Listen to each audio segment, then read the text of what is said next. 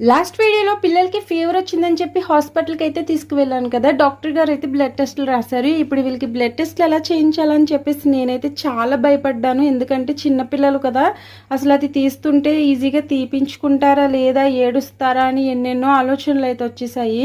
మా హస్బెండ్కి బాగా తెలిసిన వాళ్ళ ల్యాబ్ అయితే ఒకటి ఉంది, అక్కడికైతే తీసుకువెళ్ళాము.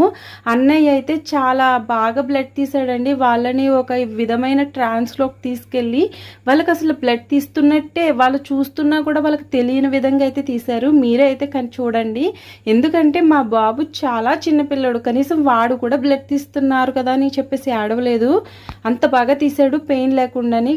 కానీ మా పాప అయితే బ్లడ్ తీస్తున్నప్పుడు కదిపేసింది. పాపం చిన్నోడికి రెండో హ్యాండ్కి తీస్తానన్నారు. అప్పుడైతే మాత్రం చాలా పిచ్చి పిచ్చిగా ఏడుపైతే పెట్టేశాడు. ఈ రోజుల్లో క్లైమేట్ చేంజ్ వల్ల పిల్లలకి ఇలాంటి వైరల్ ఫీవర్స్ వల్ల ఇలాగ టెస్టులు చేయించాల్సి వస్తుంది. మీకు పిల్లలు ఉంటే కనుక ప్లీజ్ కేర్ఫుల్గా ఉండండి.